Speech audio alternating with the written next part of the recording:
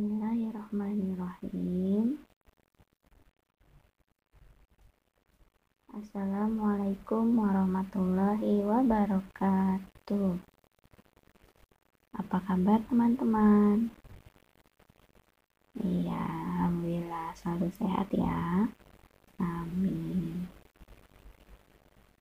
Baik teman-teman, hari ini kita akan belajar tentang pelajaran Al-Quran Hadis mengenai sholat jamaah.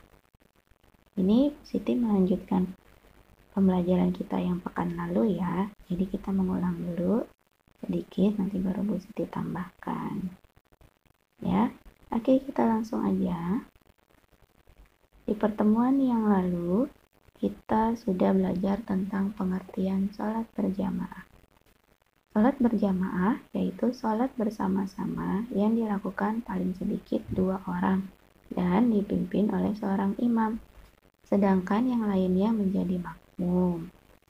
Dan kebalikan dari sholat berjamaah adalah sholat munfarid, yaitu sholat yang dilakukan sendirian.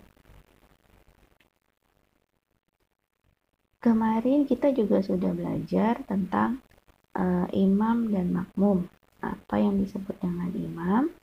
Imam adalah orang yang memimpin sholat berjamaah dan posisinya ada di depan makmum. Dan kita juga sudah belajar tentang makmum. Makmum adalah orang yang mengikuti imam. Makmum berdiri di belakang imam. Dan ada juga makmum yang terlambat disebut makmum masbuk. Kemudian kemarin kita juga sudah belajar tentang dalil sholat berjamaah. Masih ingat teman-teman bunyinya bagaimana? Iya, alhamdulillah. Yuk kita sama-sama baca. Sholatul jamaah afdalu min sholatil fardhi bisab'i wa ishrina darajah. Artinya, sholat jamaah lebih baik 27 derajat dibandingkan sholat sendirian. Hadis riwayat Bukhari dan Muslim.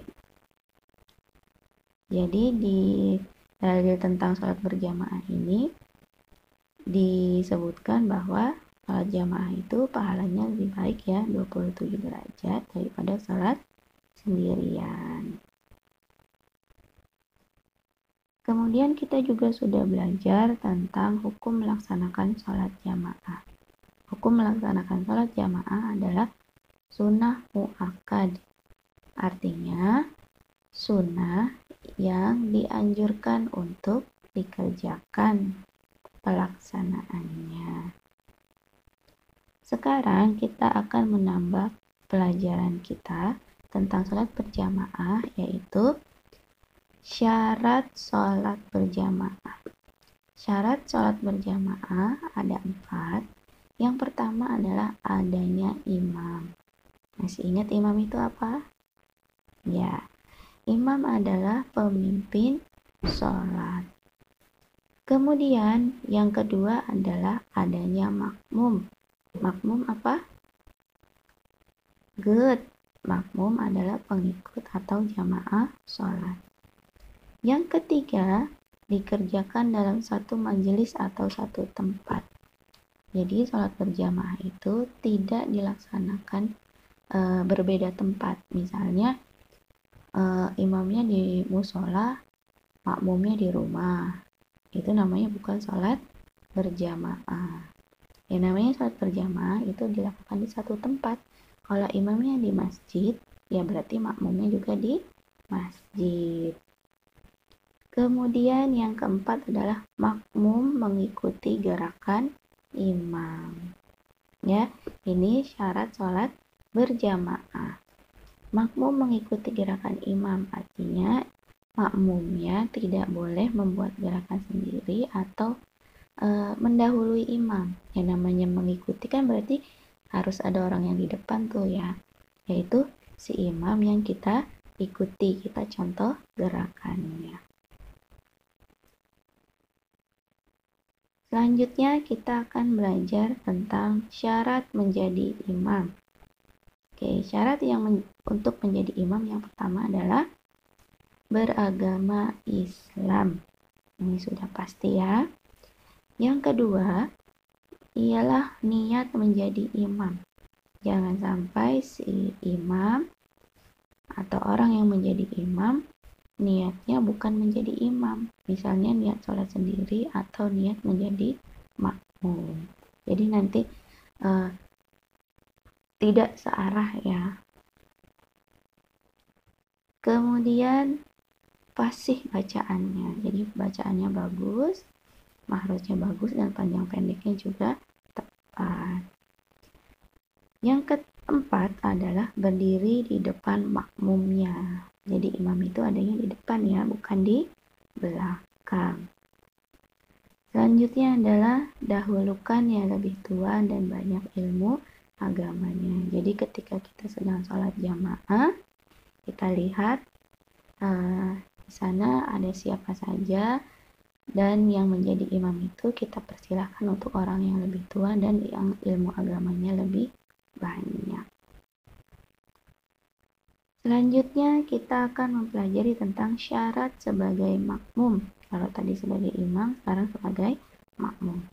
Yang pertama juga sama, yaitu beragama Islam. Yang kedua, berniat mengikuti imam. Kalau punya niat tidak mengikuti imam atau mau sholatnya duluan, berarti silahkan niat sholatnya sendiri ya. Yang ketiga adalah mengikuti segala gerakan imam. Nah, ini mengikuti segala gerakan imam. Jadi kita patuh ya sama imam kita. Kalau imamnya ruku, kita ikut ruku. Kalau imamnya sujud, ikut sujud. Imamnya takbir, ya kita juga ikut takbir. Selanjutnya adalah mengetahui gerak-gerik imam. Nah, kita harus tahu gerak-gerik imam. Kalau misalnya imam jauh di depan kita, kita bisa mengetahui gerakan imam itu melalui orang yang ada di depan kita. Ya. Kemudian berdiri di belakang imam. Jadi kita imamnya di depan, kita ada di belakang. Dan yang terakhir adalah berada dalam satu majelis atau tempat. Seperti tadi ya yang sudah dijelaskan bahwa sholat jamaah itu dilaksanakan di satu tempat, tidak terpisah.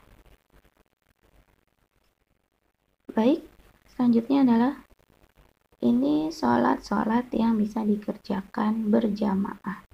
Nah, banyak sekali ya sholat-sholat yang bisa dikerjakan berjamaah. Jadi insya Allah kita bisa mengumpulkan pahala sebanyak-banyaknya dengan melakukan sholat berjamaah.